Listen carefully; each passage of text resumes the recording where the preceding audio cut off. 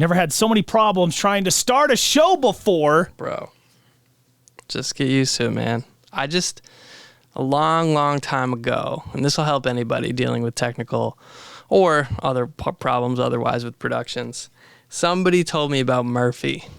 And you probably heard the similar story when we were in the business. But Murphy Lee? This person, I was like, you pay this person rent? They're like, yeah, Murphy, I pay Murphy rent to stay in my house.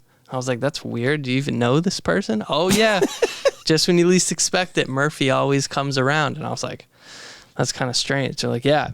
And that was the story of Murphy's Law, the abridged story, okay? If something can go wrong, it will go wrong. So the reason that I'm always like super calm, and sometimes you're like, why are you so calm? It doesn't make any sense. Yeah. Because I just expect bad things to happen all the time. And when they don't, I'm like, that's great. But when they do, I just accept it. I go, well, okay, I knew something was going to happen, and this just happens to be that thing. Yeah. So I'm never surprised. I'm like, well, I'm not surprised. I'm actually surprised when it goes smooth. I'm like, that was way too smooth. Why did nothing go wrong? I'm going to run into some problem in post-production. Something is up. Okay, great example. You're like, hey, can't hear Corey's mic. Can you re-upload? I was like, dang, you're right. So when I was going through editing each audio clip, I would solo them, but I worked on yours and mine, and his was last.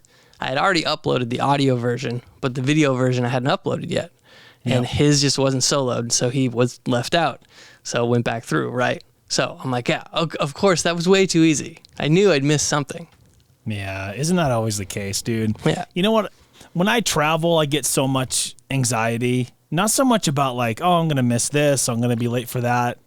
Just the idea of it, I think. It's a little overwhelming, especially like catching the bus from Portland to Boston, 2-hour, drive, and then hopping on the plane and then going against the jet stream, as they call it. It was just, luckily, Murphy's Law didn't come into play during my trip back. I mean, that's a great example. Think about all the things outside your control.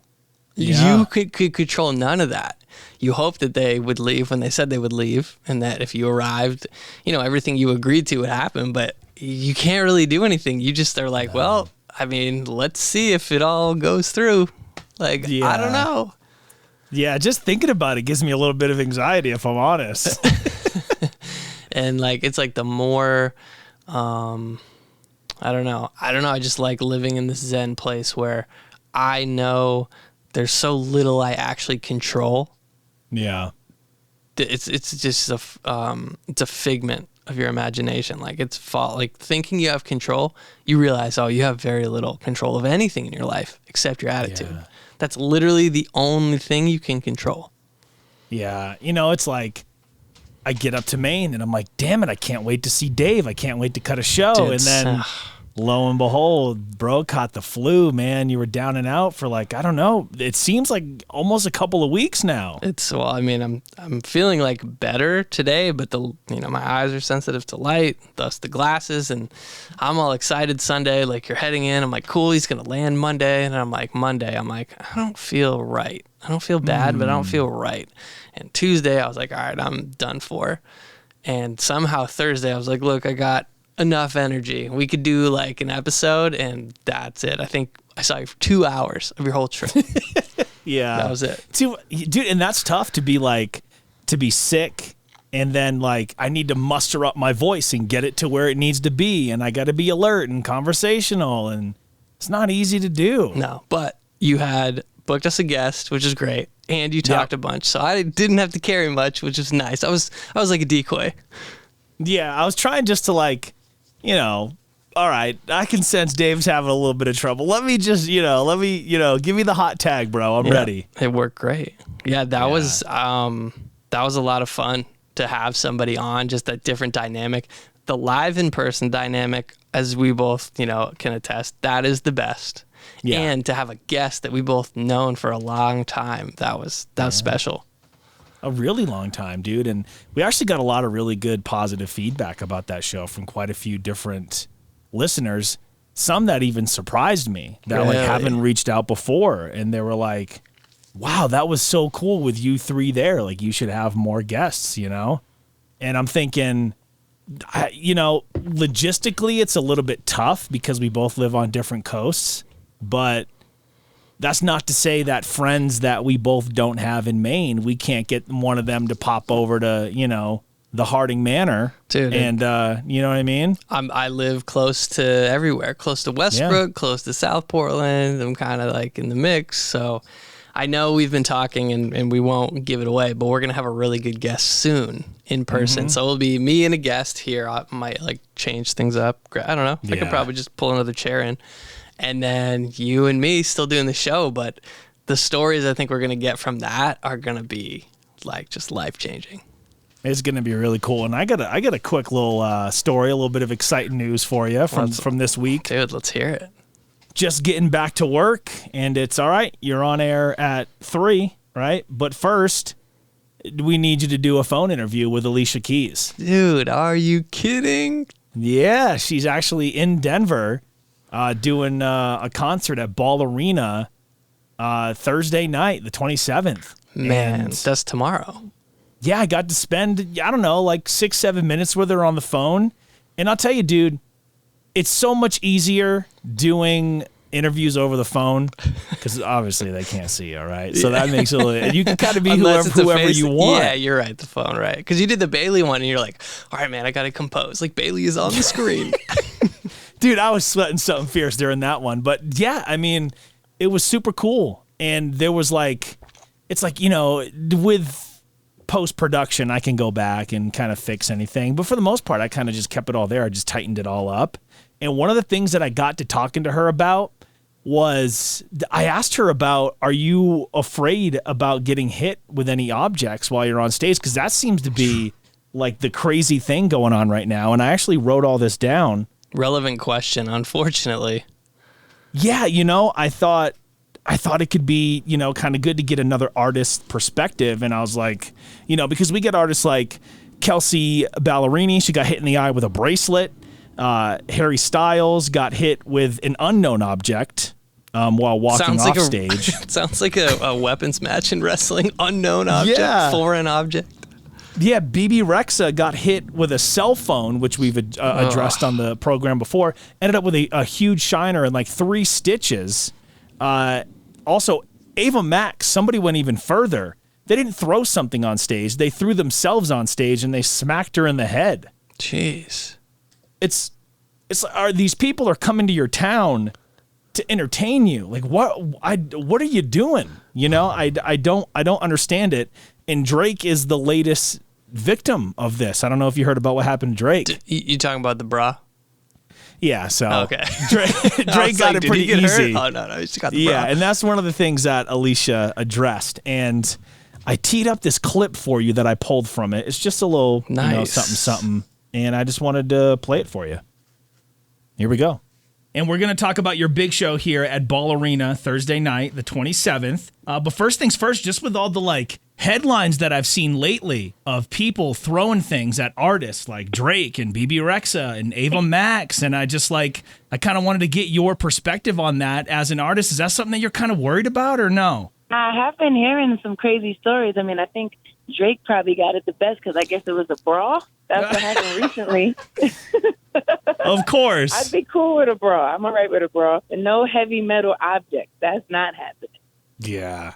I just thought that was really cool. Dude, there's something about her like Brooklyn accent. I could have talked to her for an hour. It makes me miss living in New York, dude. Like, you got a legend on. Yeah. That's just like, to you nowadays, you're just like, yeah, you know, Alicia Keys this week and like Taylor next week. Like, you know, you never know. Oh man. Yeah. How many artists, you know, because you've interviewed a lot, how many artists does it take for a radio jock before you can say, like, it's like, I'm going through the motions. I don't even think about that anymore. It doesn't even, you know, rile me up.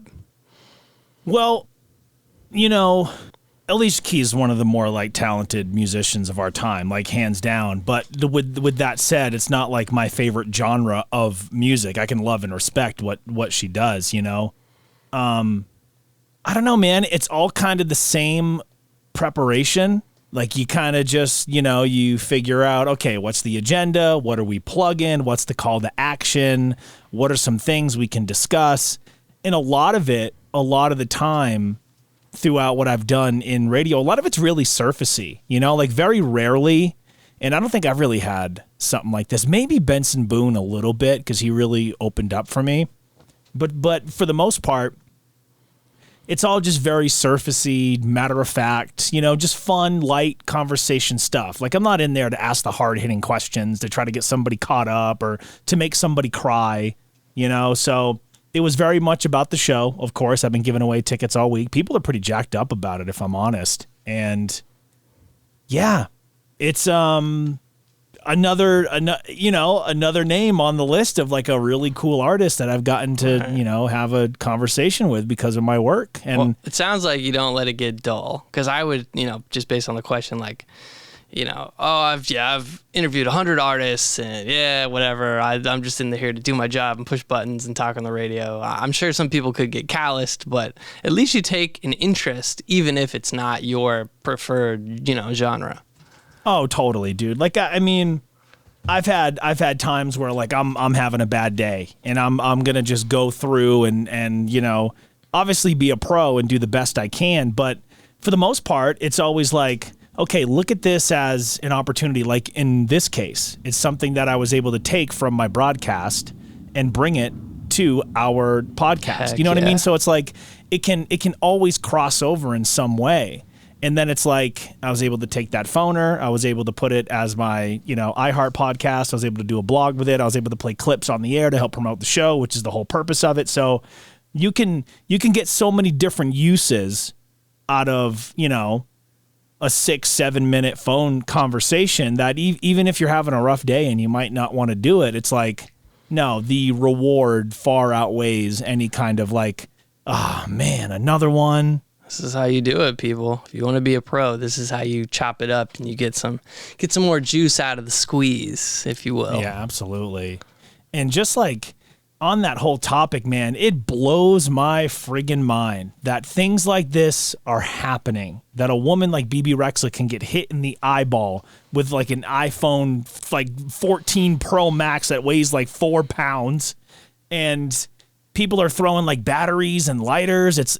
I don't know. It's like all these musicians that come to your town are like pro wrestling heels in the 80s. Like you can't just do that, It's like, is it gonna, like, what's gonna stop it? Is somebody gonna get, I would argue somebody's already got seriously injured, but is somebody gonna get like a life-threatening injury?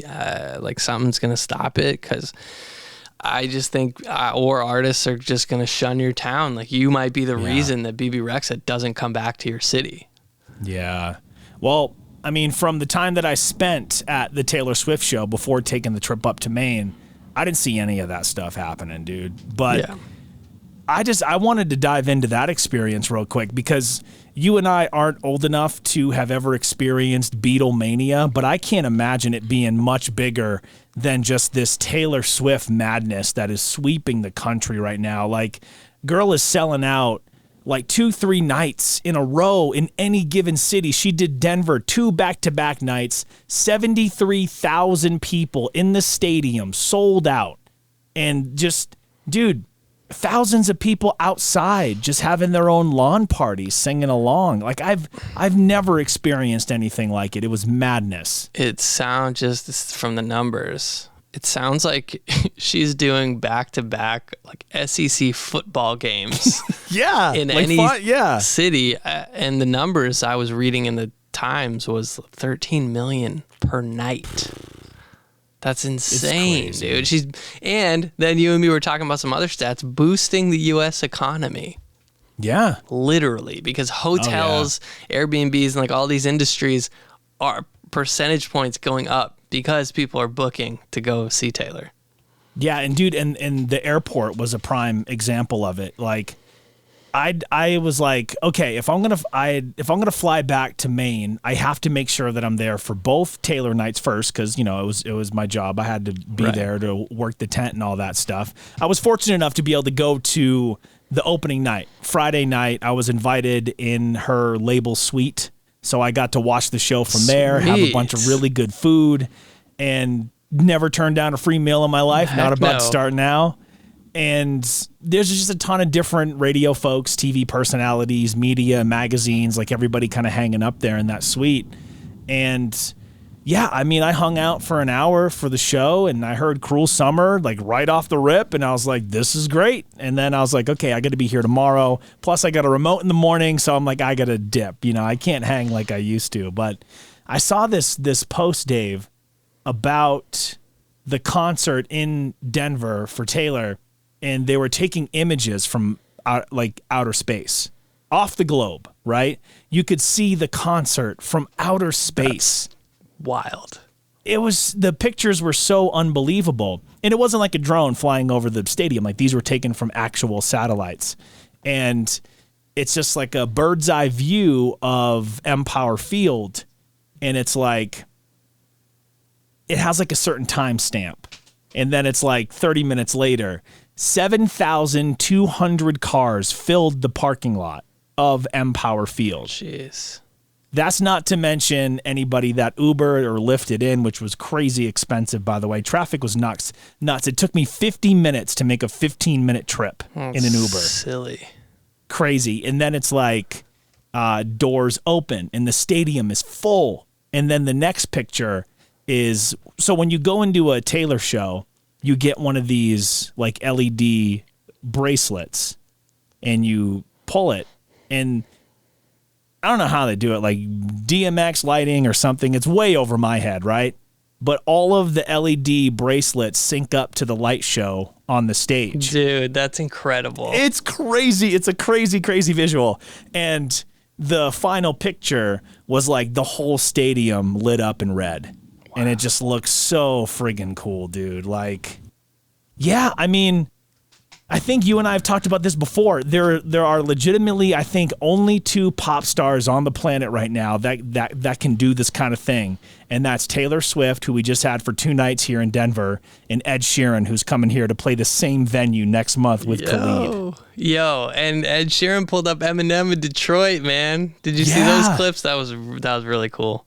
That is super, super cool. One of the like really interesting things that I learned about Ed Sheeran was that he really learned, gosh, and correct me if I'm wrong if you know, but it was he learned how to get over his stutter by rapping Eminem lyrics, and he can do like any song from front to back. Dang, I didn't know that, but it makes even more sense. I mean, of course you're in Detroit, good idea to bring out Eminem, but if you're just a huge fan and you know his whole catalog, I mean, got to do it.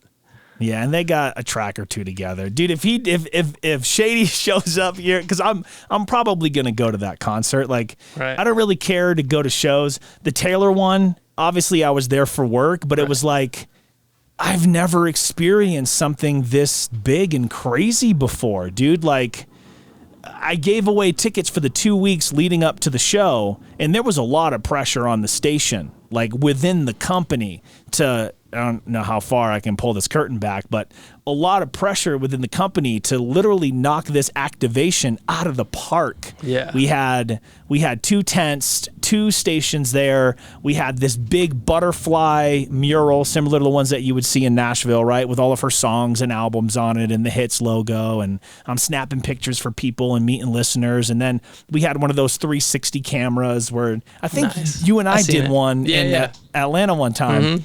And and there was just so much pressure, like on air, on site, online, and dude, we knocked it completely out of the park. Like, in my 10 years in radio, I've never been a part of something that crazy. That's, I mean, feather in the cap, man. Who knows? You hope to do it again, but you never. I mean, it'll never be the same. Right. It's like who else that we play could do that? Yeah. I don't, dude, and I can't, I was just thinking, 50 Cent was just in Denver, and he's doing his, like, last tour. I don't know if it's his last, but that's what he says. Yeah. Yeah, it was the 20 years of Get Rich or Die Trying, which is, that makes me feel old so that was, because that was, like, my second concert ever was that one. We were both in the same place. We just Yeah. didn't know it. 50 Cent, Fab, Poverty. What a show. Civic Center, Civic dude. Center. Yeah. Man. Yeah, and I think as a station, we ended up doing a giveaway for 50 on social because I was gone. But that would have been super cool. That would have been a dope show to be able to go to. I've been thinking, like, what is the show that you and me would go to just recently? Because I was like, oh, yeah, you know, he does work at the radio station. Like, Yeah. I wonder. Because the Jay-Z one we went to in 2017 was Off the Hook. That was incredible. Yeah, see, dude, like something like that. And again, I'm not a big concert person, but if I get to bring you to a show like that for somebody we've listened to forever, and the catalog in 2017 was just out of control. So it was just a medley of smash hits. Yeah. Who would it be now? I mean, 50 would have been dope, but I would have loved to have seen the entire G Unit. I think that's something that I would have come out for. Yeah, that, You know what I'm saying? that right there, because that makes it, that makes it special. I don't know, man. I think I would like to go see Drake's show because it seems like it's next level. Just how like the visuals and stuff like that. The hologram and everything, handing him the book. Like, I can't even fathom. Crazy impressive. I did see Kanye in college, and Lupe Fiasco opened for him. And that was like 2006. I'd never heard of Lupe Fiasco, and I was like, "Is a kick push?" He had that kick push song. Yeah. It was dope. But yeah, I'm not big into concerts either. But I think it'll hit us. Yeah. We'll be like, you know what, this one. It'll be like, oh, dude, what? We're gonna, You'll be like, oh, I'm on the way, bro. Dude, we're going. Huey Lewis in the news. Dude, I would have to, just out of principle, just so I can hear Back in Time, Power of Love. Back in time. Yeah. You know what I mean? Yeah, that'd be sick. So, man. Yeah, just concerts. I mean, we're in our 30s, we're getting older. I mean, dude, I'm like sweating. Yeah. Speaking of 30s, man, you know what? You know what I think a lot of this like Taylor mania is? It's like if you think of a lot of acts, right? Where there's multiple generations of fans, like, I don't know, let's just say Cher, because she's had a hit record in 4 different decades, which is just out of control. But it's like, any of them that you could really think of, even Kiss, right? Right. It's like they've, in the mainstream or in the public eye, like their best days are behind them. But there's still multiple generations of fans. Taylor Swift, there's now 2 generations of fans because there are a ton of mothers there that were our age with their kids, and they're all dressed up in their favorite Taylor Swift era. And Taylor's never fallen off in the public eye. She's always been on the radio since we remember her. And this isn't like a Taylor Swift love piece, but it's just it's this is just interesting. a moment in time that I won't soon forget is in my career, And I gotta think she's gonna go for another couple decades. I mean, why would you stop? Clearly she likes writing music, she likes performing it. She has a chance to look. She doesn't have to. She could stop after this tour and just say, I'm good, I'm done. But Swifties would beat down her door. There's just no way. No, man. And they're passionate, they're ruthless, they're energetic, they're bouncy, as Taylor called us in Denver. I don't know, but that's funny. Yeah, dude. It's not like being a sports fan. Being a sports fan, it's like you can prepare for it. You got seasons. There's much more of a routine. With a music artist, it's, oh my God, so-and-so dropped this album, and you kind of drop what you're doing, and now we download it before we go to the store. It's just such a hectic fandom. Sports, you can kind of control it. Yeah, well, I mean, in sports, you got like rivals. Like I remember I lived in an apartment with a Washington fan and a New York Giants fan. Jeez. And one time, these sons of bitches took my brand new white Keyshawn Johnson jersey. This is back when Keyshawn was on the Boys, and laid it outside as the doormat and used it all day as a doormat. So I came home from work and there were mud and footprints and dirt and just leaves and you name it all over my brand new Keyshawn jersey, dude. I literally was ready to throw down with the both of them. Jeez, what happened? I don't know, dude. I think I caused this huge thing and like caused a huge scene, and it was, oh man, it was just a prank, it was just a joke. But they like ruined your property. Yeah, it like, I mean, it wasn't one of the like, $200-$300 jerseys. It was one of, but still, it was like $60, and Keyshawn, like he was one of my favorite guys on the team, and it was just, it's like, oh well, it's what you get for liking the Cowgirls.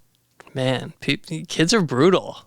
So the point that I'm trying to make is like a Taylor Swift fan isn't going to do that to, I don't know, some, like a Dua Lipa fan, like, oh, that's what you get for being a, you know what I mean? It's just, you can like in music, you can coexist. I mean, unless there's like beef online or something, but you and me, without you, I wouldn't be able to keep up with pop culture because I just don't.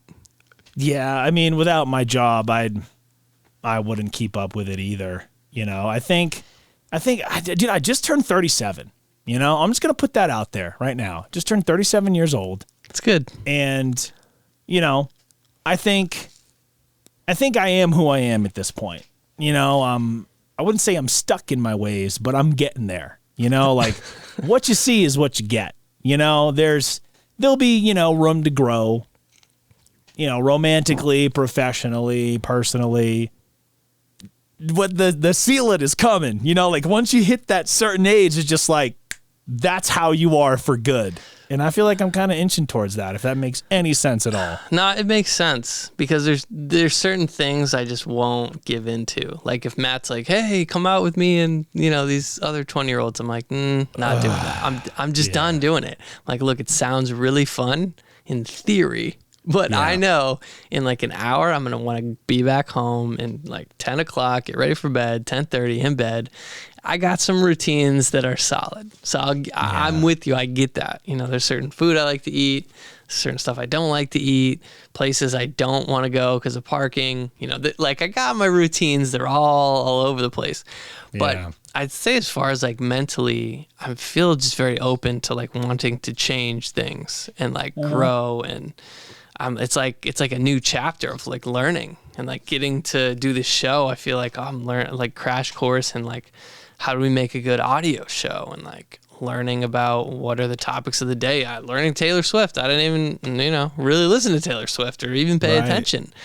So it's like a whole new, I don't know, maybe as if we like approach 40, for me, I'm realizing like this is just a new beginning. Like I can't believe we've almost put 40 years of life behind us. That's crazy to even think about, dude. So I'm just like reinventing. I just like love pivoting, and I think because I've been out of the regular 9 to 5 since 2015, my whole life has just been reinventing and pivoting, and I kind of love it.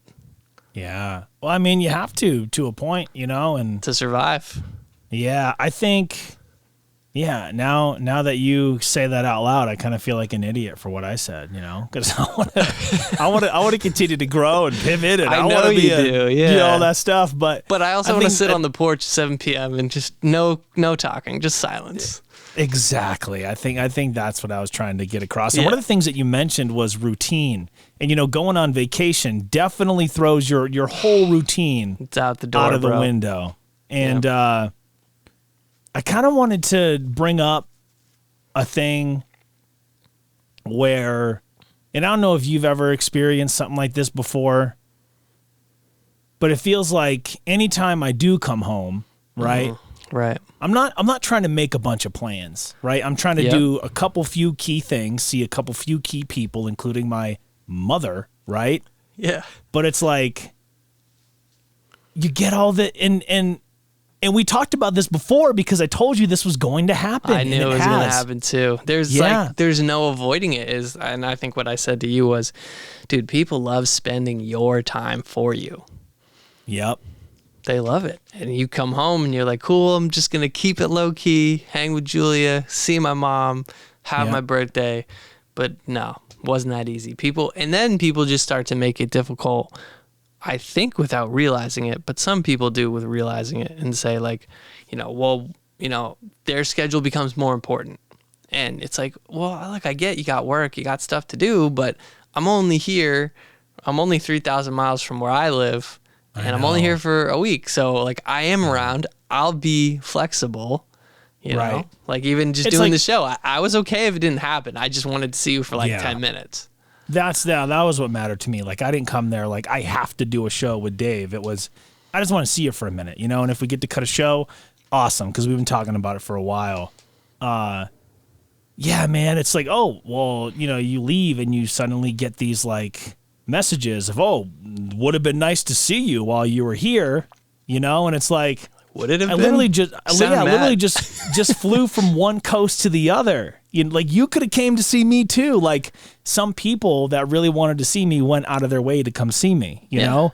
And that was great. But it's like, that's not why I was there, That's why and then you're like, I'm not trying to be all self-important and coming home and doing some like tour of like, I gotta go knock on everybody's door. Like, exactly. Yeah. By design. Yeah. Oh, man, nothing drives me crazier than going places and I'm like, why are other people here? I'm the one that doesn't work regular hours. You should be not here. Yeah. It's just weird, man. But you still got to do fun stuff. I got to do a ton of things, man. I only really had one like relaxing night while I was there, and that was the night before I left. Just sparked up the hookah with Corey, but the whole time I was there, it was to try to sell the lady on, one day moving to Maine, and that was the focus. That was the goal. The birthday almost became secondary, and obviously I wanted to see my mom and them. I ended up getting to see my mom 3 times, which was good. That's good. We were supposed to do this like bonfire out back, but my mom has RA and it just flared up really bad and she couldn't really do much. So sadly we had to cancel that. But yeah, it was, I don't know. It's like my vacation was more go, go, go than my regular life sometimes, excluding this whole Taylor Swift 2 weeks that I've recently had. It's pretty, I got a good pace going. While I'm at work and I'm doing my broadcast, it's your mind spinning a mile a minute. But for the most part, it's like I work in the afternoon. I can do my, my gym and my stuff in the morning and knock out, any errands and stuff. And then when I get home after my show, it's dinner and it's chill time. Even if it's like open up the back porch and sit out back once it gets cooler out, it's been scorching out here lately, dude. But I hear you. It's all just routines. And I'm the same way. I get back home. I don't want people to bother me. Like, no, it's like, I'm gonna rest. Let me take a nap. Like, leave me alone. Yeah. No doubt, man. Yeah. I don't know. I was really looking forward to cutting this with you today because there's a certain, like, I don't know if really any of my other friends would understand it, but there's this weird thing that happens to me when I come home. When you first get into town, it's like there's just like a big warm blanket. It's like, welcome. It's like it's like the coolest feeling in the world, right? But then I noticed, like, while I was there, and I was almost too busy to realize it. So a lot of this is kind of looking back in hindsight. It's like while I'm there, I'm doing all these things because there's a goal. There's something that I have to accomplish. There's trying to sell Julia on moving to Maine at some point. There's the birthday thing, and there's the show with you. So. But in between all that, dude, I don't know. There's something about like coming back home, as good as it feels at first. A few days in, I start to get really sad. Huh. Yeah. And it's this like, it's because so many things around you in your hometown change. And I've never liked change. No. And I know change can be good, but it's difficult for some people. Hi, I'm one of those people. My name is JR and I struggle with change.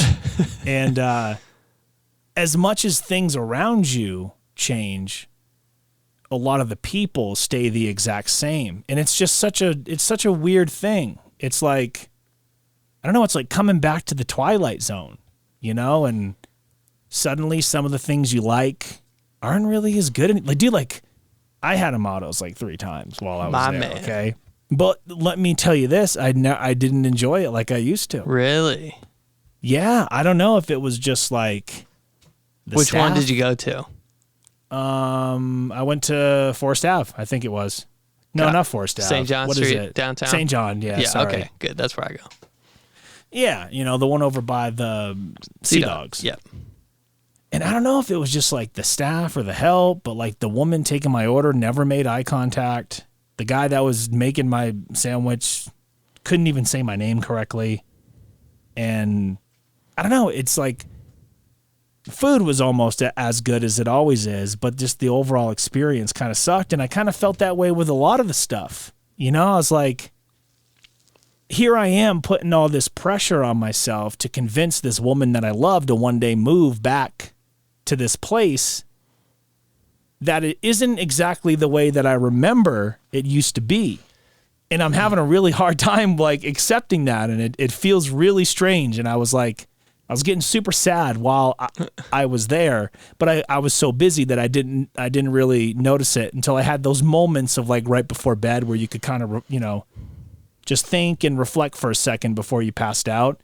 But it wasn't until my trip back where I was like, here I am trying to sell this girl to move to a place that isn't how I remember it. And it just feels so weird. Well, that's it. It's you remember things in a really positive way, the ones that you want to remember that way.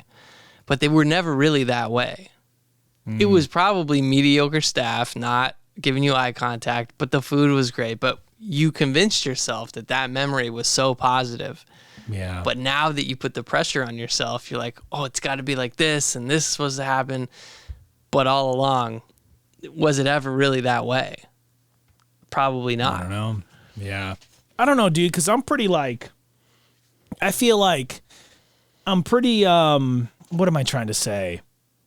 Okay, so I, throughout a lot of my adult life, have struggled with depression and a lot of anxiety and a lot of like, I just don't feel like I deserve this, or I don't feel like I'm good enough, And you can often trick yourself to think that a certain period of time was better than it actually was. But it's like, no, I was depressed during that too.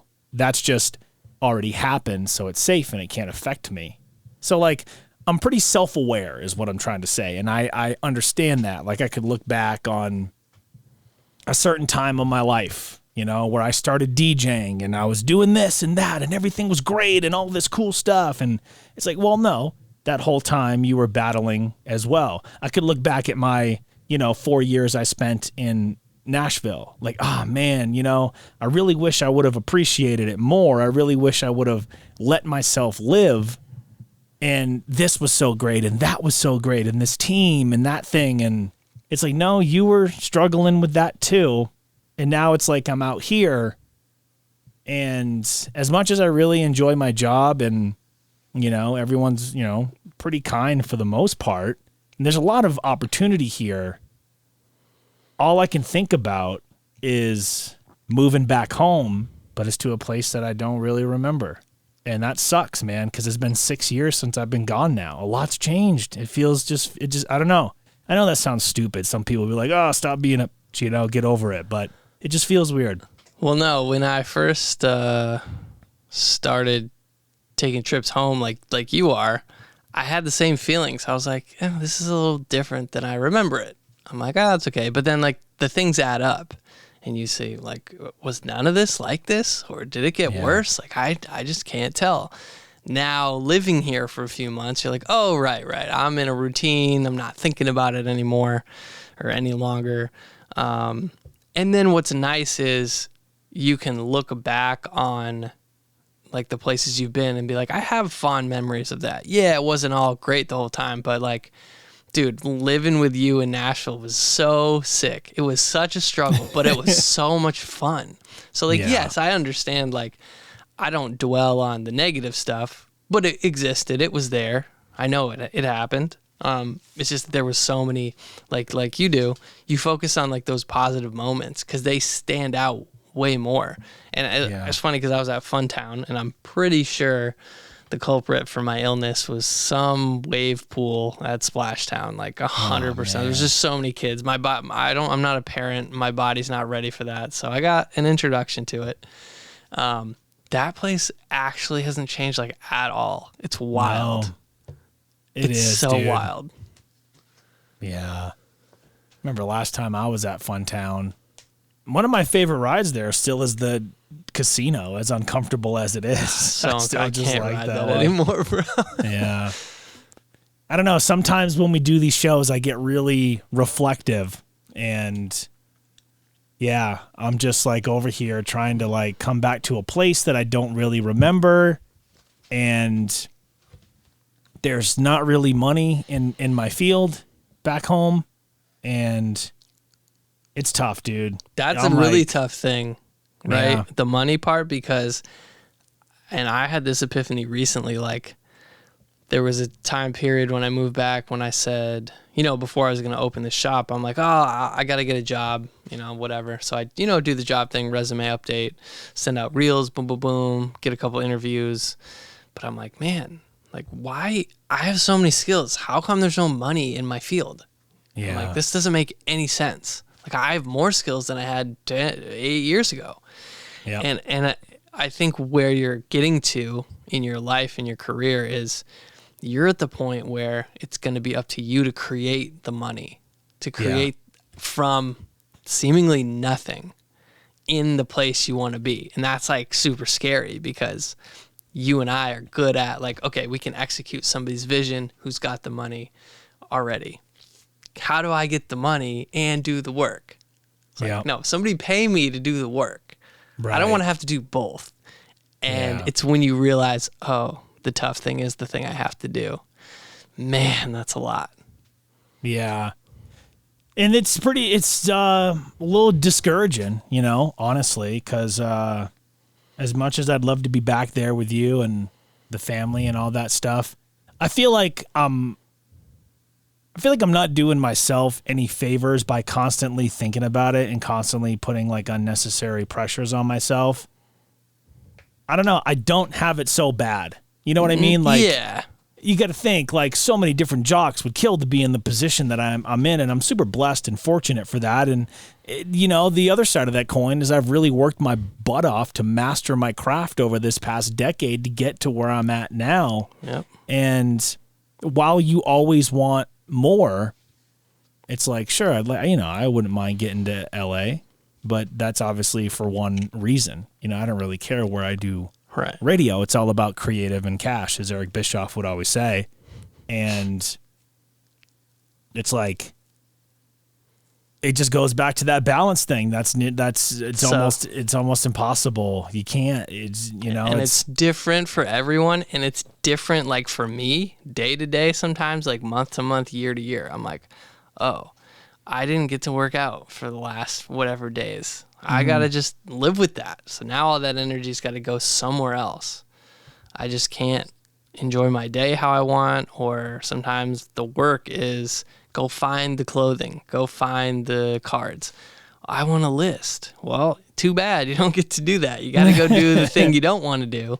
Yeah. So then, but it's really tough, like you were getting at, to appreciate when you're in the middle of the thing you love, you forget. So it's hard to appreciate it because you're just doing it. No, you're right, man. And while I'm doing it on the air, there are so many different thoughts running through my mind that it's so difficult to stop and like smell the roses and be like, oh, I'm so lucky I get to do this today. And it's like, well, yeah, I mean, of course I am. I get to talk for a living. And that's always been something I've wanted to do. But yeah, man, I don't know. I feel like something's broken, like, and now I'd probably sound like a big sissy on this show today, but yeah, but your routine's been all off. I mean, what is this, like your first real week back in the flow? Yeah. Like I first walk into work, right? Yeah. I don't bother to like stop and talk to anybody because I got to get into that studio. Yeah, you got stuff to do. And I got to be like, do I remember how to do this? And that might sound silly because I was only gone 5 days. But to your point, my routine is so far off now because I had just been in a different time zone, living a different life for a week, you know? And then you come back to a job that's so mentally demanding, you know? So I'm like, shoot, like I got to get my bearings back, you know? And of course I forgot my pop filter. Luckily I had my headphones in my bag still from the trip, which I got a sweet brand new LL Bean bag for my birthday, by the way. That's a nice bag. I've seen it up close in person. Which I'm pretty hyped about. And yeah, I just felt like, okay, you know, 1 break in, 2 breaks in, of course, the whole thing with Alicia Keys as well. And it's like, all right, I'm back. I'm good. Like, here we are Wednesday, tomorrow.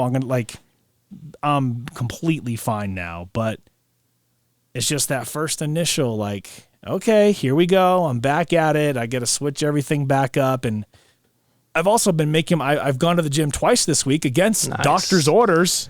I'm going, you know, rip them, bro. Because it's like, I haven't, you know, I had a personal trainer out here. I had 2 of them. And, like I was on track. I was doing well, man. Like since my injury has been really hard, but I was doing my best with it and I was seeing some really good results. And then it's like, it just started getting so bad and the doctor's like, no, we don't want you going to the gym. But then it's like, well, what about my muscles? Like they're just going to disappear and, you know, I'm going to get weak. And I kind of felt like a lot of the advice I got was counterintuitive to what I'm trying to accomplish. Yeah, it's counterintuitive to your, well, it's intuitive to your insurance because they can't technically tell you. It's like they could give you the look like, this is what you're supposed to do, so don't do this other thing. Yeah. Yeah, dude, it's all a sham, bro. It's like, oh, well, you can't get surgery until you have 6 months of documented physical therapy. And meanwhile, I go in to see the physical therapist and he hands me a paper of 4 stretches. He's like, I want you to do these when you're not here, but you're not going to be able to see me for another month and a half before we can start. Okay. All right. Well, that sucks. But while I'm here, what am I going to do with you? Well, you're going to do these 4 stretches that I just put on this paper. I go, so I'm paying to come here so you can watch me stretch? Like, that was a legitimate question that I asked him.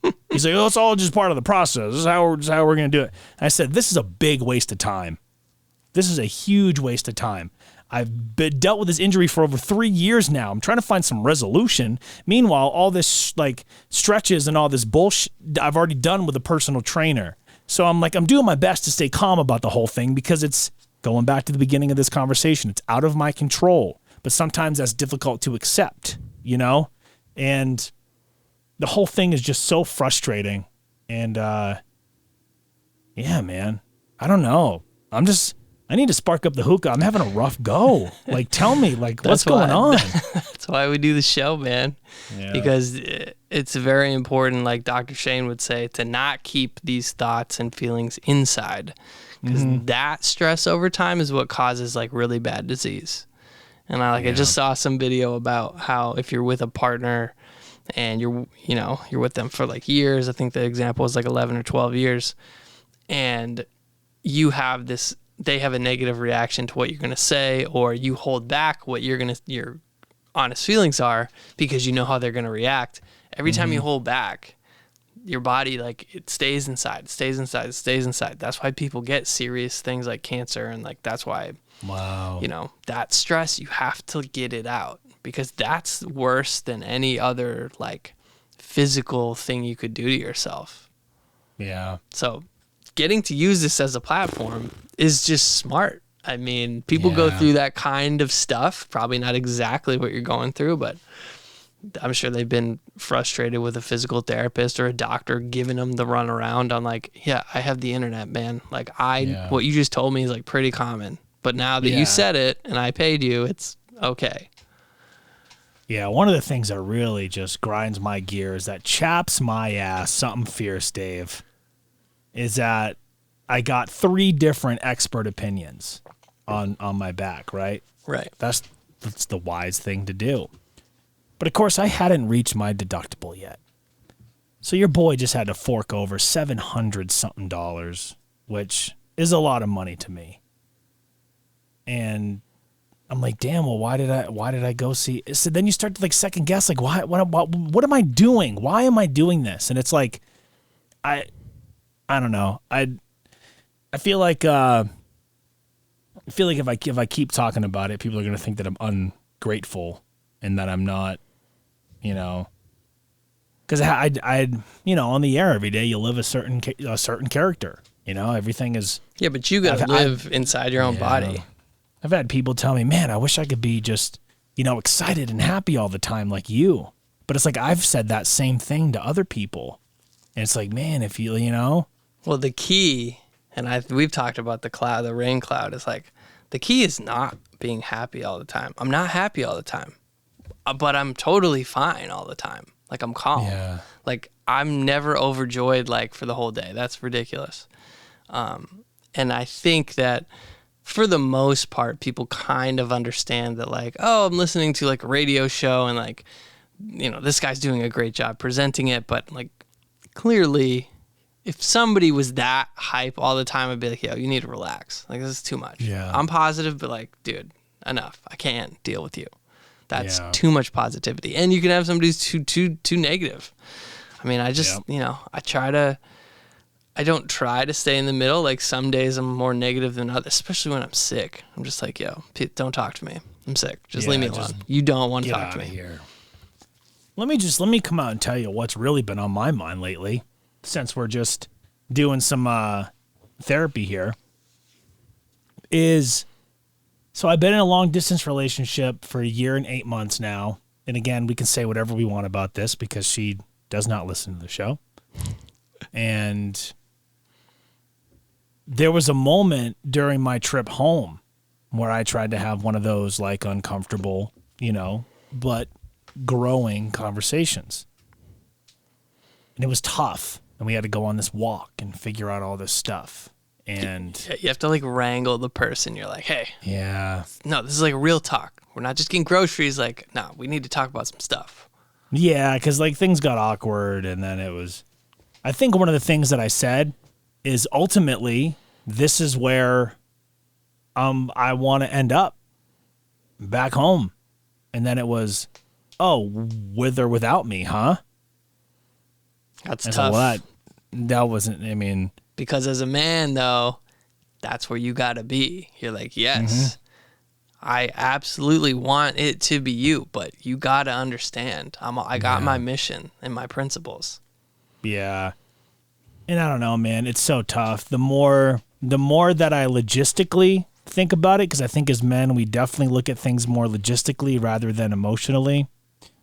And when I look at the whole situation from just like an outside perspective and kind of take myself out of it, everything points towards I'm not going to end up in my hometown with the woman that I love, And it's like, well, that's a real pessimistic way to think about stuff. And it's like, I'm just trying to be a realist. I'm just trying to, what the odds actually are, right?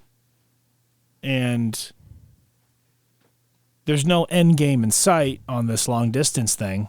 That was the talk that we had. It was, and this is like advice I got from you weeks and weeks and weeks ago. It was, let's just give me a ballpark. Just give me some sort of rough estimate of like when you think this is, because the longer that we're long distance, the more difficult the relationship is going to be. I don't accept that. People have done long distance for 3-4 years. I talked to this person that did this, blah, blah, blah. And it's like, you're almost punished for speaking your mind and saying how you feel when you're told to do that over and over again. And she's not a bad person at all. It's just uncomfortable conversation. I think sometimes she lives in La La Land where everything is perfect all the time.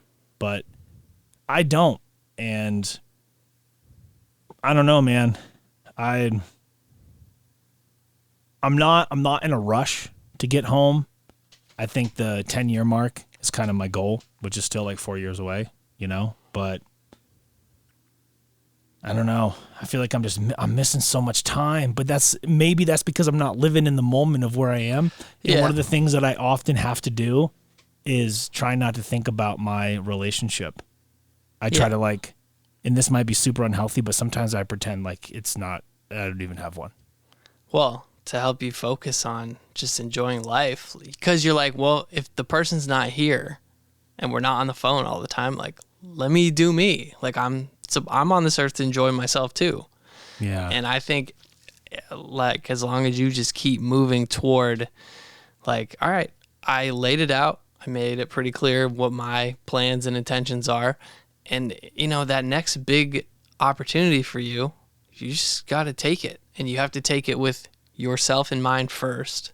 And then say, okay, now how does this align with my relationship second?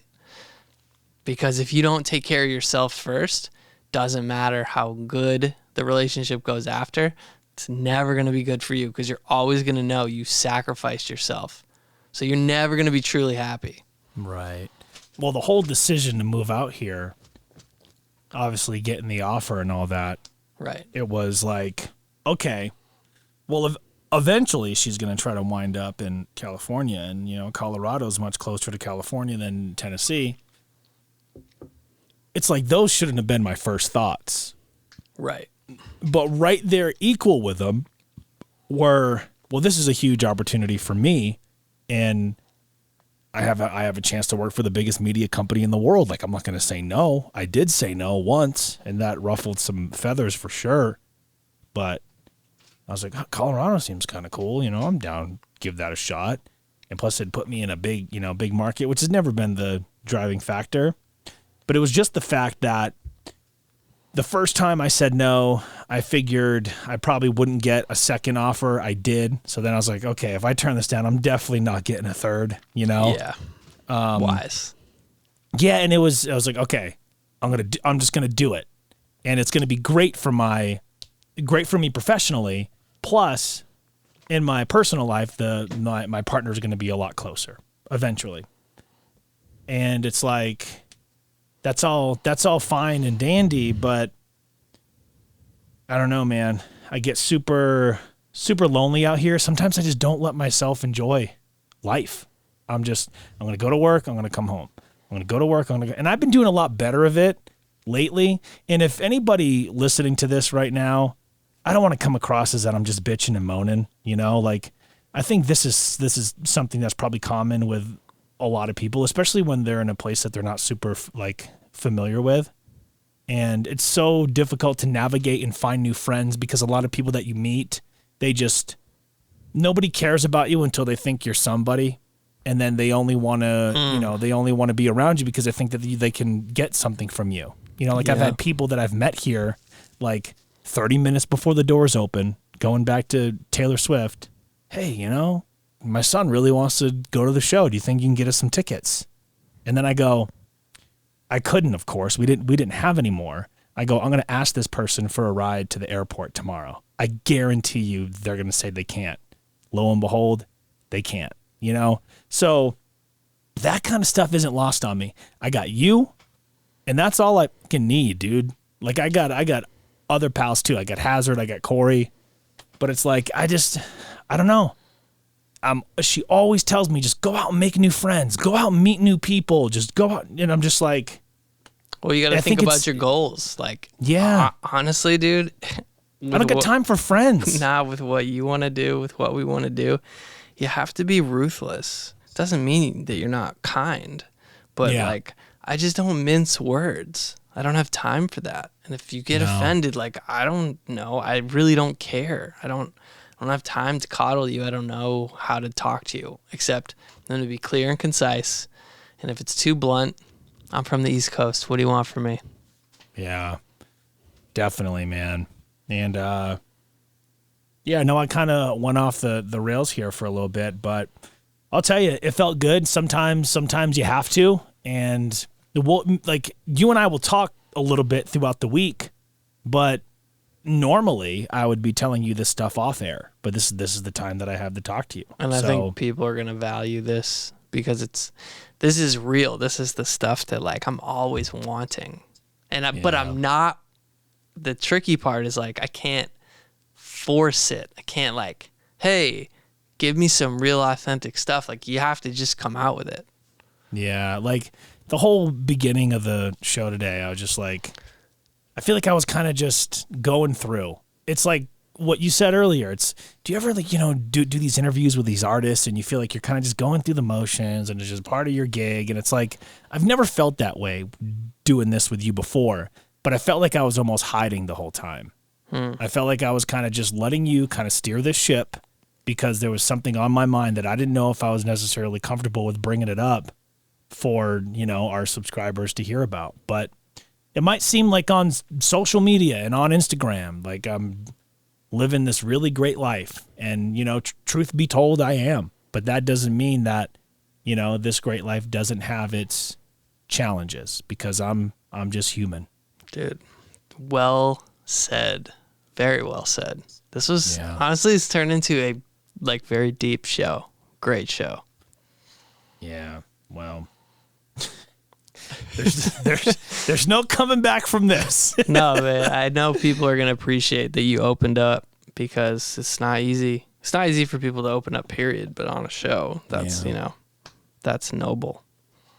Yeah. Well, let's this is normally when I would hit the door, but I'm going to challenge you not to. I'm going to challenge you right now to tell me something good. I always pass this guy in the hallway at work, and you know what he always says? Tell me something good, JR. What are you telling him usually? I'm just like, dude, I don't even know. I kind of just kind of use it as just say, hey, what's going on? Like, gotcha. What's up? That's so but he's tough. always like, people tell catch me you off something guard good, and be like, JR. Yeah. Well, and I'm like, oh, what a beautiful day we're having. The air conditioner in my room is amazing. I've never, everybody listen to me. I've never ever had an air conditioner in my room in my life. Really? Okay? At this house. Okay. We had one in the creek. Yeah, that's the apartment. That's different. There's never been an air conditioner in that room, and it is glorious. Let me tell you, I had an ice cream sandwich and a movie going earlier, and I was in heaven, dude. I was just like, took a nap. That was like the best part of my day. I took a 2-hour nap. Now, was it a nap that you attempted, or was it an unexpected nap? No, it was a planned nap. So Okay. Well, those are still great. they're great. The unexpected, though, when you wake up and you're like, wow, I feel amazing. But it's just like my shoulder, dude, my arm, my muscles like pulled, my knee, my shoulder. And it's like crazy, but it's been from, I haven't been able to move around. So my muscles are like atrophied, and it's like, I couldn't even raise my arm up this morning, and then I put icy hot, dude. I'm a wreck still, but dog, but you're almost here. there. We're exactly. Yeah. So like I said, I don't know if I said at the beginning or if we cut it out when we were having recording issues, but I could do this job. If you had a studio in my house, right? Even if I don't feel great, as long as you could hear me, I could do it every day. Now, if I lose my voice, all bets are off. I'm going to need AI voice. Yeah. Well, fortunately, that's not too far off, Yeah, jeez. Or unfortunately, I don't know. I don't know if it's good. Oh, I don't think, honestly, it's not really good, but I keep seeing all these like ads in these spots now for like AI isn't safe. Like we need to get like someone needs that agenda hard. Yeah, big time. It's like, you don't know, but this is fully capable of. And I'm like, I don't really want to find out, to be quite frank. I've seen Terminator. That was in the 80s. We're good. Yeah. No, you're not kidding, man. So, and I'm going to tell you something good happening over here. Let's see. Well, I'm alive, right? That's honestly first thing in the morning. I always say, thank God I'm alive. Yeah. I got to turn 37 years old, which honestly, there was a point in my life because I was an angry youth, as we've talked about. I didn't think I'd get this far. And, I think the real positive for me right now in my life is that I get to kind of determine what's going to happen next. Dude, that kind of control you really can't buy. No. And that's because I've done all the work up to this point. I've overachieved so far. And people, some people in my life, they're like, stop saying that. Like, what do you mean overachieve? Like, you earned all this. You are good enough. And it's like, okay, maybe sure, but I'm just like a humble dude, you know? And I don't think there's anything more special about me than anybody else. I've always felt like I'm kind of just one of the guys, like a man of the people. You know, I'm the people's DJ, Dave. Just one of the bros, bro. Yeah. And I don't know what's going to happen next. That kind of both frustrates me and excites me at the same time. As it should. Yeah, but I know that I have more control than I think. And I don't really know where else I'm trying to go with this. I think I've kind of hit my wall. All right, well. For Dave, my name is JR. This has been Hanging with Homie. Don't forget to like, comment, and subscribe. And we'll catch you next week. Remember, most importantly, it's cool to be you. Peace.